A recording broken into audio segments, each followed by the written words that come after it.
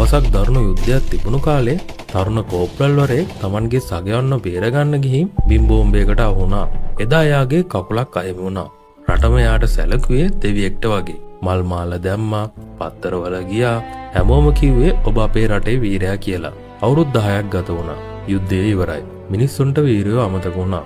අද එයා සාමාන්‍ය මිනිහෙක්. දවසක් එයාගේ පොඩි දුවව ඉස්කෝලේ ඇරලා එක්කන් එන්න වීල් චෙයාර් එකෙන් පාරට ගියා. එදා මහ වැස්සා. පාරේ වතුර පිරීලා. එයාට වීල් චෙයාර් එක තල්ලු කරගන්න බැරි වුණා. එයා පාර පනින්න වාහන නවත්තන්න අත දැම්මා. එක වාහනයක්වත් නතර කළේ නෑ. සමහර අය වීදුරුව පාත් කරලා බැන්නා. අයුන් එන මිනිස්සු පාර හරස් කරන්නේ නැතුව මඩ වතුර පාරක් වැදිලා දුවගේ සුදු ගවුම කිලිටි වුණා. දුව අඬන්න ගත්තා. තාත්තේ ඇයි මේ අය අපිට මෙහෙම සලකන්නේ? ඔයා නේද මේ රට බේරගත්තේ? දුවගේ ප්‍රශ්නයට තාත්තාගේ පපුව පිච්චිලා ගියා. කකුල් නැති වුණ දවසටත් වඩා එදා එයාට රිදුනා. තාත්තා දුවගේ ඔළුව අතගාලා hina වෙලා උත්තර දුන්නා.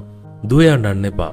මම මගේ කකුල් දෙක දුන්නේ අන්න අර අපිට බැනලා යන අයට නිදහසේ බයක් නැතුව පාරේ යන්න පුළුවන් වෙන්නයි.